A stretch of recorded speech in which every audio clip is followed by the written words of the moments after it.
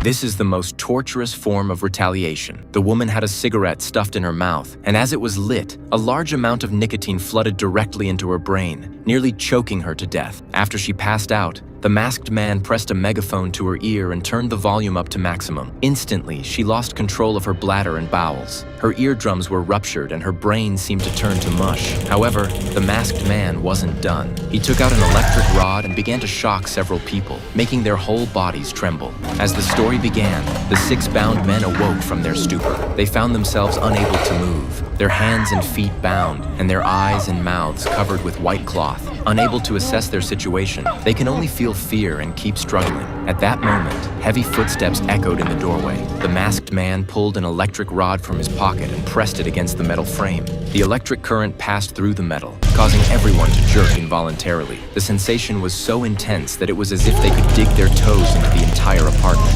Just as they were about to succumb, the masked man finally turned off the current. He removed each man's blindfold and declared that they had all done unforgivable harm to others. He tells them that the only way they can leave alive is to confess their sins. Suddenly, the room filled with a thick, sleepy air. The group didn't last 2 seconds before they passed out. When they woke up again, the white cloth over their mouths had been removed, but they found iron plates blocking their vision and chains locked tightly around their necks, making it impossible for them to assess their surroundings. From the sounds around them, they could tell that they were strangers to each other. But why had the killer tied them together? Grumpy Nick began to curse at the top of his lungs. Just then, the masked man walked into the room. He calmly crouched down in front of Nick, signaling him to be quiet, and then gently pressed an electric baton to his neck. He didn't hesitate to electrocute him, and the others suffered the same fate. At least the masked man wasn't completely irrational. He warned them that time was running out, fearing what he might do next. Disha rushes to admit that she had spit on her mother's food and has been tormented by guilt ever since. Sam admits that he had an affair during his marriage and that his wife knew nothing about it. Seeing that someone had spoken up, Jesse confessed his shame as well. He had used his looks to seduce rich married men. Amy, on the other hand, said she was a freeloader who lived off her parents, who now had no savings. However,